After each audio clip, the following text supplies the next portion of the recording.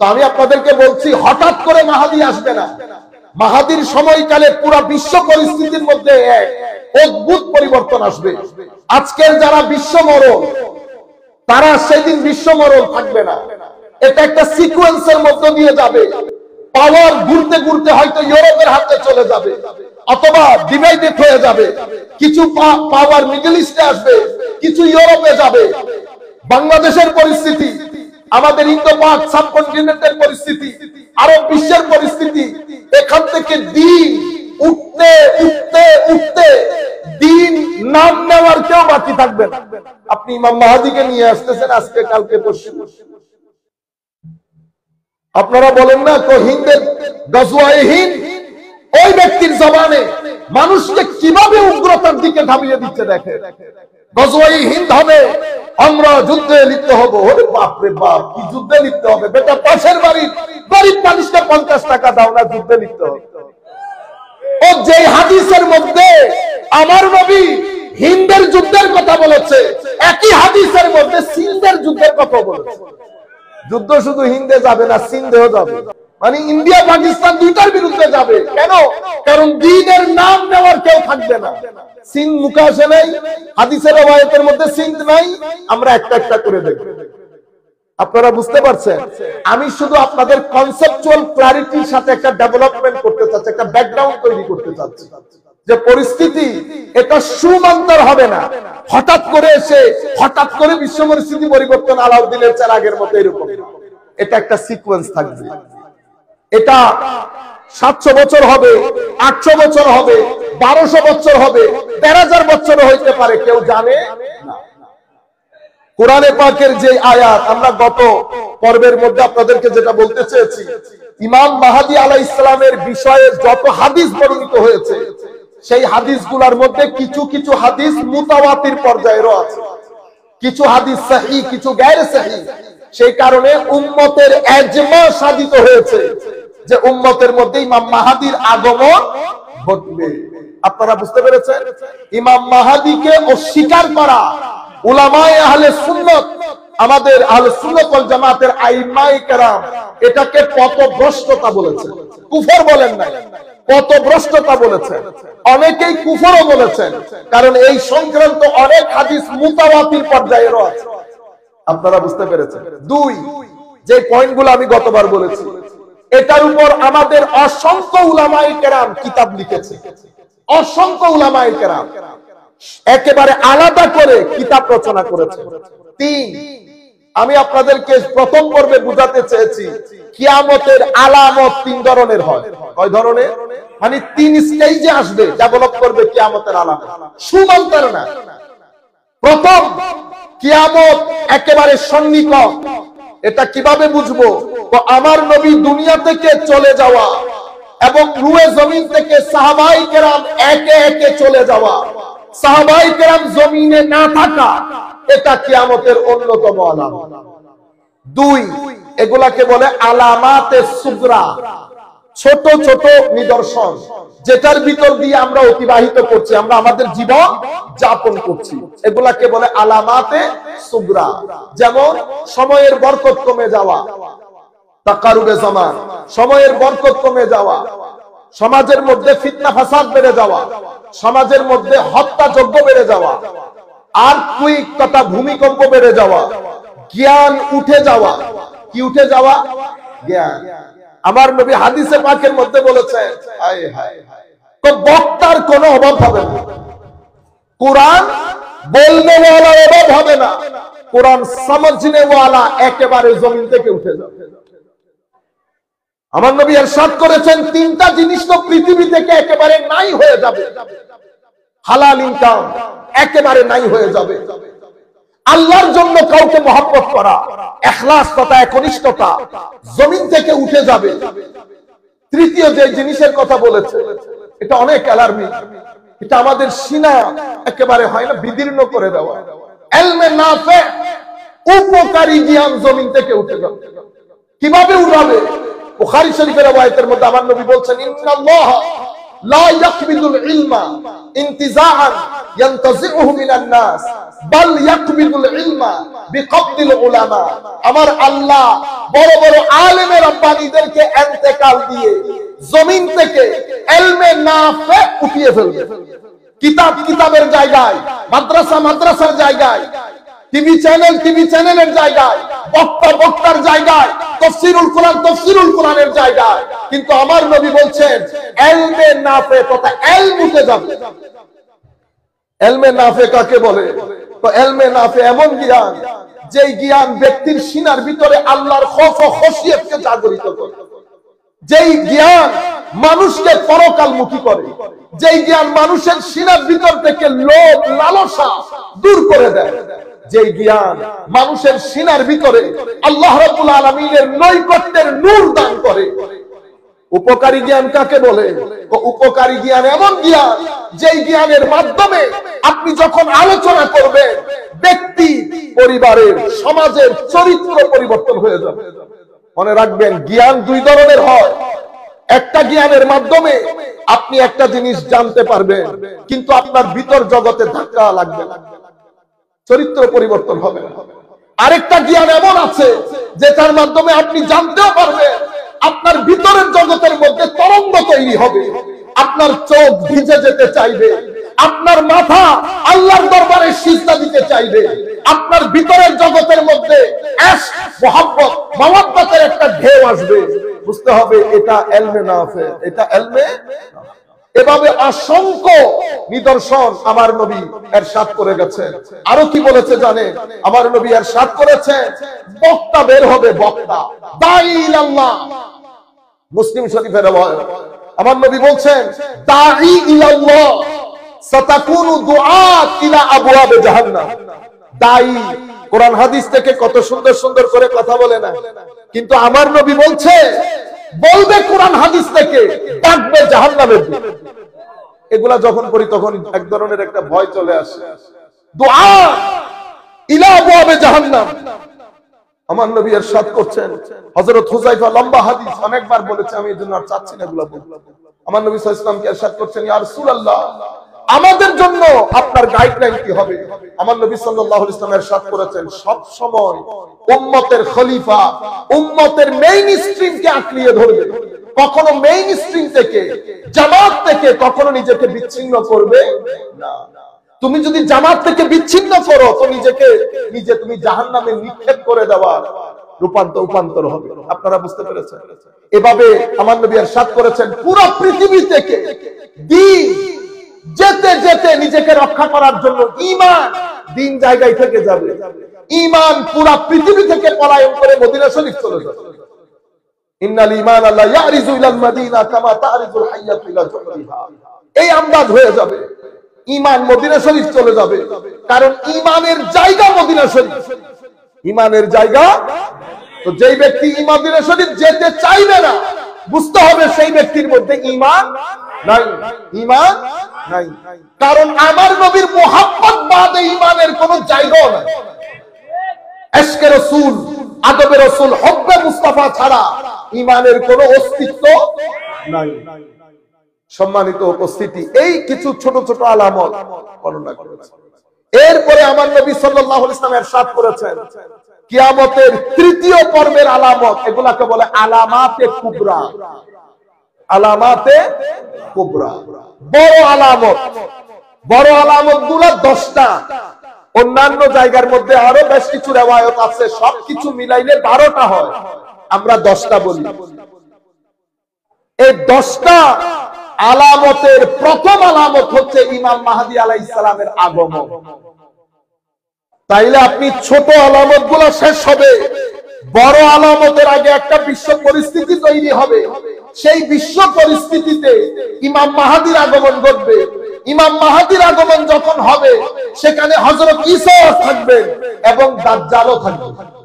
এখন আপনি শুধু নিজেকে ইমাম মাহদী যদি বলেন, তো আপনি দাজ্জালের পরিচয় দিতে হবে না আপনার জামানার দাজ্জালটাকে। এরপরে তো আপনি হযরত ঈসাকে দেখাইতে হবে, হুজুর আমার জামানার ঈসাই ইনি। সুতরাং এটা একটা প্যাকেজ। আপনি শুধু মাহদী নিয়ে এক জায়গায় চলে গেলে হবে না। মাহদী, হযরত ঈসা এবং দাজ্জাল, এই তিনটা প্যাকেজ। তিনটা একসাথে হবে, সেটার জন্য একটা পরিস্থিতি আছে। আমরা পবিত্র কোরআনের সূরা বনী ইসরাইলের 4, 5, 6 এই আয়াতগুলো পড়েছি। আমরা শুধু আপনাদেরকে সামান্য আইডিয়া দেওয়ার জন্য, এই আয়াতের মধ্যে আল্লাহ বলছেন ওয়াকাবাইনা ইলা বানি ইসরাঈল ফিল কিতাব লা তুফসিদুন্না ফিল আরদি মাররাতাইন ওয়া লা তা'লুন্না উলুবান কাবীরা। আল্লাহ ইহুদিদের ব্যাপারে এই আয়াতগুলোর মধ্যে ইহুদিদের সীমা লঙ্ঘন সম্পর্কে আমার আল্লাহ বলছেন ওয়াকাদাইনা ইলা বানি ইসরাঈল, আমি কিতাবের মধ্যে বনি ইসরাইলকে স্পষ্টভাবে জানিয়ে দিয়েছি যে তোমরা পৃথিবীর মধ্যে 2 বার অনর্থ সৃষ্টি করবে। কয়বার? পৃথিবীর মধ্যে 2 বার তোমরা বিশৃঙ্খলা সৃষ্টি করবে এবং অত্যন্ত বড় ধরনের অবাধ্যতায় লিপ্ত হবে। আমি কোরআন কিতাবে তোমাদের বিষয়টা স্পষ্টভাবে বলে দিয়েছি যে পৃথিবীর বুকে তোমরা 2 বার বিশৃঙ্খলা সৃষ্টি করবে এবং চরম অবাধ্যতায় লিপ্ত হবে। ফাইজা জাওয়াদু উলাহুমা বাসনা আলাইকুম ইবাদাল লানা, অতঃপর যখন প্রতিশ্রুত সেই প্রথম সময়টি আসবে তখন আমি তোমাদের বিরুদ্ধে প্রেরণ করব আমার কঠোর যোদ্ধাদেরকে, আমার কঠোর যোদ্ধাদেরকে তোমাদের বিরুদ্ধে প্রেরণ করব। অতঃপর তারা প্রতিটি জনপদের আনাচে কানাচে পর্যন্ত ছড়িয়ে পড়বে এবং এই ওয়াদা পূরণ হওয়ারই ছিল, এই ওয়াদা পূরণ হওয়ারই ছিল। তারা কি বলেছে? কঠিন যোদ্ধাদেরকে আল্লাহ প্রেরণ করবেন। ফাজাসু খিলালাদ দিয়ার, তারা জনপদের আনাচে কানাচে, বলে না খুঁজে খুঁজে মারা, সেই অবস্থার মধ্যে যাবে। সুম্মা রাদাদনা লাকুমুল কাররা, অতঃপর আমি তোমাদের জন্য তাদের বিরুদ্ধে পালা ঘুরিয়ে দিলাম, তোমাদেরকে ধন সম্পদ এবং পুত্র সন্তান দ্বারা সাহায্য করলাম, তোমাদেরকে জনসংখ্যার দিক দিয়ে একটা বিরাট বাহিনীতে পরিণত করলাম। আমি 3টা আয়াতের অর্থ করেছি। সম্মানিত উপস্থিতি, এই আয়াতগুলার তাফসীর করতে গিয়ে মুফাসসিরিনে কেরাম বিভিন্ন রায় দিয়েছেন। সিম্পলি আমি এটাকে 2 ভাগে ভাগ করি। কিছু উলামায়ে কেরাম অথবা অনেক উলামায়ে কেরাম বলেছেন এই ঘটনাগুলা ইতোপূর্বে ঘটে গেছে, ইতোপূর্বে যেগুলা ঘটে গেছে সেগুলার বর্ণনা আল্লাহ দিয়েছেন। কিন্তু আবার অনেক মুফাসসিরিনে কেরাম, ইমাম তাবারিও এনেছে এই বর্ণনা, বলেছে না এখানে এই আয়াতগুলোর মধ্যে ভবিষ্যতের একটা প্রেডিকশন আছে, ভবিষ্যতের একটা ইশারা আছে। আল্লাহ ইহুদিদেরকে বলতে চাচ্ছেন কিছুদিনের মধ্যে যোদ্ধারা আসবে, যোদ্ধারা আসবে। কার নেতৃত্বে? ইমাম তাবারি আমার নবী সাল্লাল্লাহু আলাইহি ওয়াসাল্লামের একটা হাদিস এখানে নকল করেছে। হাযা মান সানআতে হুলিয়্যিল বাইতুল মুকাদ্দাস ওয়া ইয়ারুদ্দুহুল মাহদিয়্যু, রাসূল করিম সাল্লাল্লাহু আলাইহি ওয়াসাল্লামের একটা লম্বা হাদিস হযরত হুযায়ফা ইবনুল ইয়ামান থেকে ইমাম তাবারি বিস্তারিত বর্ণনা করেছেন। ইমাম কুরতুবীও ওনার তাফসীরের কিতাবের মধ্যে এনেছেন অনেক লম্বা হাদিস, পুরা হিস্ট্রি বলেছেন ইহুদিরা কখন কখন সীমা লঙ্ঘন করেছে, কোন কোন রাজা দিয়ে আল্লাহ তাদেরকে ধুলাই করেছেন, সবকিছুর বর্ণনা ওই হাদিসের মধ্যে এসেছে। শেষ ধুলাইটা খাবে হযরতে ইমাম মাহদীর হাতে, ইমাম মাহদী। এখন পবিত্র কোরআনের মধ্যে হযরতে ইমাম মাহদীর আগমন, উনি জন্মগ্রহণ করবেন, ইতোপূর্বে আমরা ডিসকাস করেছি, মদিনা শরীফে জন্মগ্রহণ করবেন এবং ওনার বাবার নাম আব্দুল্লাহ হবে, আব্দুল্লাহ। আমরা সেই বিষয়ে আর যাচ্ছি না। উনি কি করবেন?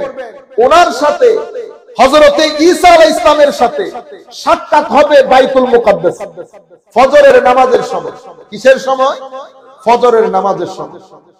উনি হযরতে ইমাম মাহদী আলাইহিস সালাম, উনি যখন পুরা ওই এলাকার মধ্যে খেলাফত যখন প্রতিষ্ঠিত হয়ে যাবে, যখন ওনার উত্থান হবে, উনি যখন বায়াত গ্রহণ করা শুরু করবে, কাবা শরীফের হজ্জের মৌসুমে, ওই বছরের হজ্জের মৌসুমে মকাম ইব্রাহিম এবং হাজরে আসওয়াদের মাঝখানে উনি বায়াতের কর্মকাণ্ড সূচনা করবেন।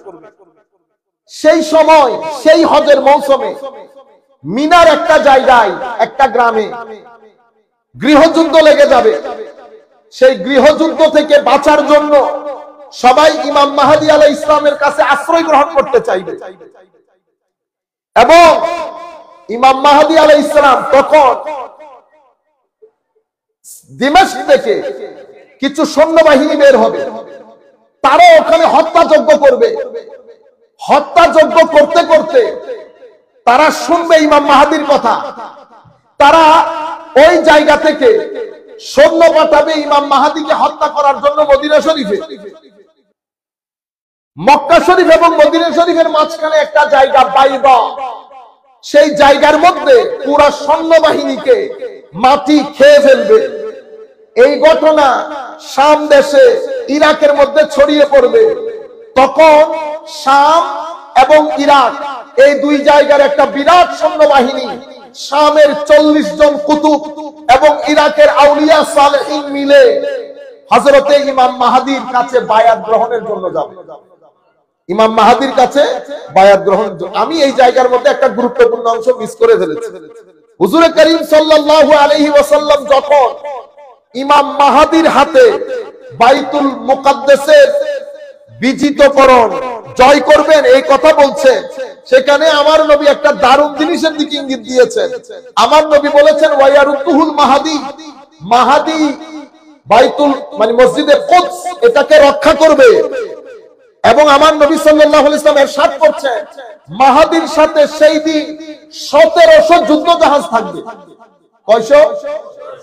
আমার নবী বলছেন ওয়াহুয়া আলফু সাফিনাতিন ওয়া সাবউমিয়াতে সাফিনা।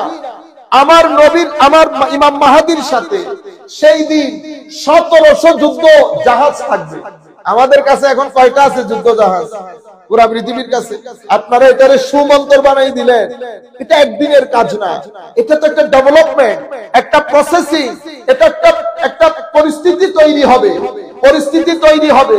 100 বছর যাবে, 200, 500, 300 কত বছর যায় আল্লাহ পাক ভালো জানে। যেতে যেতে 1700 যুদ্ধ জাহাজ মুসলমানদের হাতে আসবে যে কোনো উপায়ে। তখন উনি আক্রমণ করবেন।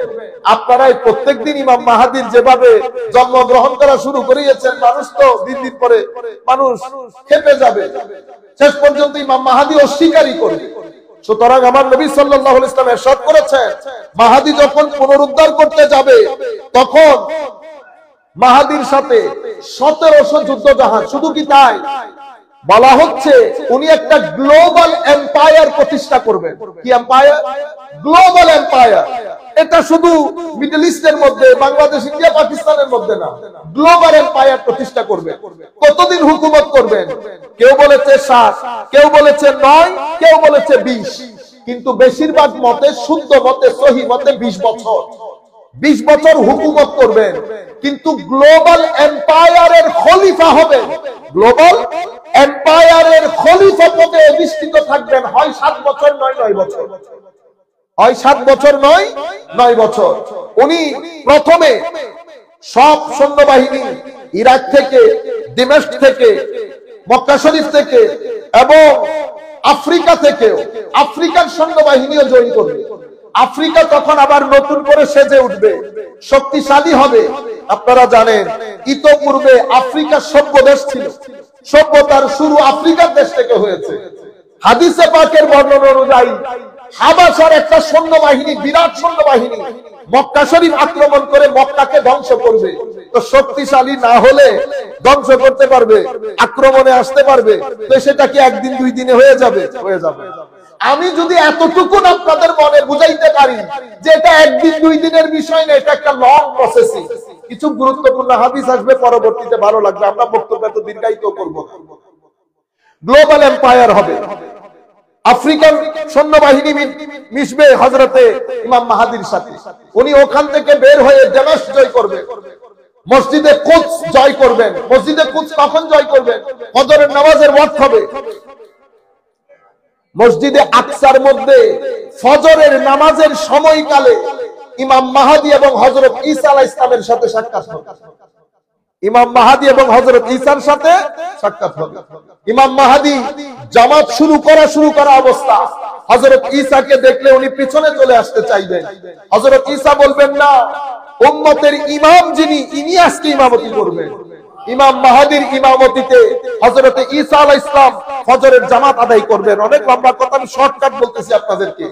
সেখান থেকে পিছন দিক থেকে একটা দরজা উন্মোচিত হবে, সেই দরজার মধ্যে দাজ্জাল প্রায় 30,000 ইহুদি নিয়ে দাঁড়িয়ে থাকবে যুদ্ধের জন্য। সেখানে হযরত ইমাম মাহাদি এবং হযরত ঈসা আলাইহিস সালামের যৌথ বাহিনীর সাথে যুদ্ধ হবে। সেই যুদ্ধ হবে বাবে লুদ নামক জায়গায়। আমার নবীর ইলমে নবুয়ত এবং ইলমে গায়বের বিস্তৃতি দেখেন। 1400 বছর পূর্বে বসে আমার নবী সাল্লাল্লাহু আলাইহি ওয়াসাল্লাম কোন হাজার বছর পরে গিয়ে এই ঘটনা ঘটবে, সেটা কোথায় ঘটবে, সেই জায়গার নাম পর্যন্ত আমার নবী হাদিসে পাকের মধ্যে উল্লেখ করেছেন। আর আপনি বলছেন আমার নবী ইলমে গায়ব জানে না। সম্মানিত, আমার নবী বাবে লুদ, যে জায়গার মধ্যে এখনো ইসরায়েলের মধ্যে ওনারা একটা এয়ারপোর্ট করেছে, সেই জায়গার মধ্যে যুদ্ধ হবে, সেই জায়গার মধ্যে দাজ্জাল পরাস্ত হবে। দাজ্জাল পরাস্ত হলে উনি মসজিদে আকসার মধ্যে মুসলমানদের গ্লোবাল এম্পায়ারের খেলাফতের রাজধানী হিসেবে মসজিদে কুদসকে গ্রহণ করবেন। মসজিদে আকসার মধ্যে রাজধানী প্রতিষ্ঠিত হবে। রাজধানী প্রতিষ্ঠিত হওয়ার পরে উনি এখান থেকে মিডল ইস্ট, অতঃপর আরেকটু সামনে গিয়ে কোথায় আসবে জানেন? তুর্কি কনস্টান্টিনোপল, কুস্তান্তিনিয়া, ওই জায়গার মধ্যে যুদ্ধ হবে। ওই জায়গার মধ্যে যুদ্ধ করে কুস্তান্তিনিয়া, তুর্কি এবং ইটালি, রোম। এই হাদিসগুলোর আলোকে আমি আমার উস্তাদের কাছে যেটা শুনেছি সেটা আপনাদের কাছে বলছি, একটা ফ্যাক্ট বলছি। হাদিসগুলোর আলোকে বোঝা যাচ্ছে তখনকার যে ক্ষমতার ভারসাম্য, সেটা বর্তমান যুগে যারা ক্ষমতা দেখায় বা ক্ষমতার সেন্টার, তাদের হাতে তখন ক্ষমতা থাকবে না। হাদিসের আলোকে বোঝা যাচ্ছে তখন বিশ্ব পরিস্থিতির যে পাওয়ার হাউস, সেটা ইটালি এবং তুর্কিতে চলে যাবে। নতুবা উনি শুরুতেই কনস্টান্টিনোপল মানে কুস্তান্তিনিয়া এবং রোম আক্রমণের কথা, এই জায়গার মধ্যে এগুলা বিজয় করবে। তখন বিশ্বযুদ্ধ হবে। কি যুদ্ধ? বিশ্বযুদ্ধ। একটু দরুদ শরীফ পড়েন, আল্লাহুম্মা সাল্লি আলা সাইয়্যিদিনা মাওলানা মুহাম্মদ ওয়া আলা আলি সাইয়্যিদিনা মাওলানা মুহাম্মদ। আমার ঘটনার মধ্যে আকপর হতে পারে। আমি আমার শিক্ষকের কাছ থেকে যা শিখেছি তা আপনাদেরকে বলতেছি, আমি কোনো বড় আলেম না। তো এখানে এই ঘটনাগুলো সব এক জায়গায় আমি আপনাদেরকে যেভাবে বলতেছি সেভাবে নাই। এটা তো বিভিন্ন জায়গার মধ্যে ছড়ানো ছিটানো। ওই জায়গাগুলা নিয়ে আমি তসবির ছাড়ার মতো আমার উস্তাদ যেভাবে শিখিয়েছে সেভাবে করতেছি।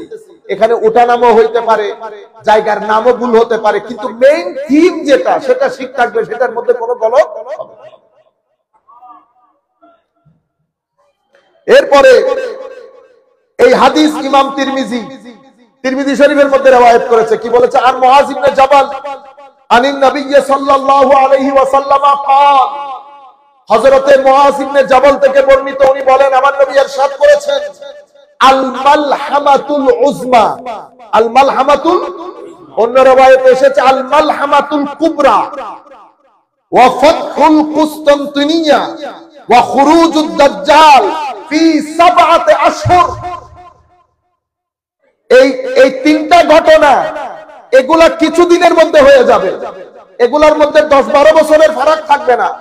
মানে হযরতে মাহাদির আগমন, দাজ্জাল, হযরতে ঈসা আলাইহিস সালামের আগমন এবং এই বিশ্বযুদ্ধ, এগুলার মধ্যে অনেক দিনের ফারাক থাকবে না। আমার নবী বলেছেন এই তিনটা ঘটনা তো ফি 7 আশহুর, 7 মাসের মধ্যে ঘটে যাবে। 7 মাসের মধ্যে ঘটে যাবে। ওনার যখন চতুর্দিকে এম্পায়ার প্রতিষ্ঠানের জন্য, এম্পায়ার প্রতিষ্ঠা করার জন্য, খেলাফত প্রতিষ্ঠা করার জন্য, আল্লাহর আইন জমিনের মধ্যে প্রতিষ্ঠা করার জন্য ওনার স্ট্রাগল দেখে পুরো পৃথিবী চেষ্টা করবে একসাথে হয়ে আক্রমণ করার জন্য। তখন আমার নবী বলছেন আল মালহামাতুল উজমা, আল মালহামাতুল উজমা, বিশাল বড় একটা যুদ্ধ, এটাকে আমরা বলি গ্রেট ওয়াল ওয়ার, একটা বড় বিশ্বযুদ্ধ লেগে যাবে। এখানে প্রত্যেকের, কারণ ক্ষমতার ভারসাম্য রক্ষা করার জন্য প্রত্যেকেই চেষ্টা করবে যার যার ক্ষমতা টিকিয়ে রাখার জন্য। ইমাম মাহাদি আলাইহিস সালামের বাহিনীর সাথে জয়েন্ট ভেঞ্চার, হযরত ঈসা ইমাম মাহাদি এনার বাহিনীর সাথে বিশাল বড় যুদ্ধ হবে। সেই যুদ্ধের মধ্যে তুর্কি, বর্তমানে তুর্কি, সেই দিন আপনারা এখন যে তুর্কি দেখছেন সেই তুর্কি তখন থাকবে, কারণ জমিন থেকে আল্লাহ এবং আল্লাহ নেওয়ার লোক একেবারে উঠে যাবে। আমাদের দেশ বলেন গজওয়াই হিন্দ, গজওয়াই হিন্দ, গজওয়াই হিন্দ, আবার গজওয়াই সিন্ধ আছে কি রওয়ায়েতে, আপনারা বুঝতে পেরেছেন? অর্থাৎ সামগ্রিকভাবে আমাদের এই ভূখণ্ড থেকে দ্বীন শরীয়ত এগুলা একেবারে নাই হয়ে যাবে, সবাই যৌথভাবে আক্রমণ করবে। সেই যুদ্ধের মধ্যে ইমাম মাহাদি জয়লাভ করবেন। জয়লাভ করে গ্লোবাল এম্পায়ার প্রতিষ্ঠার প্রথম কাজ উনি সমাধা করবেন। আমার নবী বলছেন কি, আল মালহামাতুল উজমা ওয়া ফাতহুল কুসতানতিনিয়া ওয়া খুরুজুদ দাজ্জাল, তখন তুর্কির কনস্টান্টিনোপল এটাকে জয় করবেন। এই জায়গার মধ্যে এসে হাদিসে পাকে ইরশাদ করছে আমার নবী সাল্লাল্লাহু আলাইহি ওয়াসাল্লাম, হাদিসে পাকের মধ্যে এই জায়গার মধ্যে এসে যখন উনি মসজিদে কুদসের মধ্যে রাজধানী প্রতিষ্ঠা করবেন, তো ওই বড় যুদ্ধের মধ্যে যেখান থেকে সৈন্যবাহিনী পাঠানো হয়েছে প্রত্যেক জায়গায় উনি সৈন্যবাহিনী পাঠাবেন। আপনি বুঝতে পেরেছেন? এই ধারাবাহিকতায় উনি একটা, এই গজওয়াই হিন্দের হাদিসগুলো এখন বলতেছি, 3টা রিওয়ায়াত। আন আবি হুরায়রা রাদিয়াল্লাহু তাআলা আনহু قال, হযরতে আবু হুরায়রা বর্ণনা করেন রাদিয়াল্লাহু আনহু, আমার নবী উনি বলছেন ওয়াআদানা রাসূলুল্লাহ সাল্লাল্লাহু আলাইহি ওয়াসাল্লাম গাজওয়াতুল হিন্দ, আমার নবী আমাদের সাথে হিন্দের যুদ্ধের ওয়াদা দিয়েছেন, সাবকন্টিনেন্টের যুদ্ধের ওয়াদা দিয়েছেন। ফাইন আদরাকতুহা, মানে আমি যদি ওই যুদ্ধে থাকি তো আমি আমার জান মাল ওই যুদ্ধের জন্য উজাড় করে দেব। কারণ আমার নবী সাল্লাল্লাহু আলাইহি ওয়াসাল্লাম ইরশাদ করেছেন যেই ব্যক্তি ওই যুদ্ধে শহীদ হবে আফদালুশ শুহাদা হবে, আর যেই ব্যক্তি ওই যুদ্ধে জীবিত থাকবে জাহান্নাম থেকে নাজাত পেয়ে যাবে। এক রিওয়ায়াত। আরেক রিওয়ায়াতের মধ্যে আমার নবী ইরশাদ করেছেন আন্নাহু ইয়াকুনু ফি হাযিহিল উম্মতি বাআসুন ইলাল সিন্দে ওয়াল হিন্দ, আন্নাহু ইয়াকুনু ফি হাযিহিল উম্মাহ বাআসুন ইলাস সিন্দ ওয়াল হিন্দ, এই উম্মত ইমাম মাহাদির নেতৃত্বে এখানে হিন্দ এবং পাকিস্তান, সিন্ধ দুইটার মধ্যে আক্রমণ হবে। অর্থাৎ এই এলাকা থেকে দ্বীন পরিপূর্ণ রূপে উঠে যাবে। ইমাম মাহাদি আলাইহিস সালাম ওনার সৈন্যবাহিনী ওনার নেতৃত্বে এই জায়গা বিজয় করে আল্লাহর দ্বীন প্রতিষ্ঠা করবেন, আল্লাহর দ্বীন প্রতিষ্ঠা করবেন। আচ্ছা বলেন তো দেখি, হিন্দ এবং সিন্ধ থেকে কি ধর্ম মুছে গেছে? তো আপনারা আজকে ইমাম মাহাদি নিয়ে আসতেছেন, ইমাম মাহাদিকে আজকে যুদ্ধ করবে, এটা না, এটা অনেক লং প্রসেসিং, কতদিন লাগে আল্লাহ পাক ভালো জানেন, আল্লাহ পাক ভালো জানেন। আমার নবী অন্য হাদিসের মধ্যে ইরশাদ করছেন ইসাবাতান, আপনারা একটু ধৈর্য হারা হয়েন না, অনেক লোক দেখে তো আমি এক গোতে বলে ফেললে এই কথা আমার আবার অন্য জায়গায় আর বলতে হবে না, একটু ধৈর্য ধরে। وعن ثوبان رضي الله عنه أن رسول الله صلى الله عليه وسلم قال, হযরত সৌবান থেকে বর্ণিত উনি বলেন রাসূল করিম ইরশাদ করেছেন সাল্লাল্লাহু আলাইহি ওয়াসাল্লাম ইসাবাতান মিন উম্মতি আহরাজাহুমুল্লাহু মিনান নার, হায় হায়, তো আমার উম্মতের দুই দলকে আল্লাহ জাহান্নাম থেকে মুক্তি দান করবেন। এক দল যারা সাবকন্টিনেন্টের যুদ্ধে অংশগ্রহণ করবে, আরেক দল যারা হযরত ঈসা আলাইহিস সালামের সাথে অংশগ্রহণ করবে। এভাবে উনি এখান থেকে শুরু করে কনস্টান্টিনোপল, রোম, এই পুরা হিত্তা এবং এখান থেকে শেষ পর্যন্ত চায়না। তাইলে বোঝা যাচ্ছে তখন চাইনা ক্ষমতার একটা বড় হেডকোয়ার্টার হবে। আমার নবী একটা হাদিসে ইরশাদ করেছেন ততক্ষণ কিয়ামত হবে না যতক্ষণ পশ্চিমারা আমার উম্মতের উপর চেপে বসবে না। তো এই সব হাদিসের আলোকে আমরা বুঝতে পারি যে তখন একটা বিশাল পট পরিবর্তন হবে, ক্ষমতা পট পরিবর্তন হয়ে ইউরোপ এবং মিডল ইস্ট, চাইনা এগুলোর মধ্যে ছড়িয়ে পড়বে। এখন এটা কতদিন লাগে আল্লাহ পাক ভালো জানে।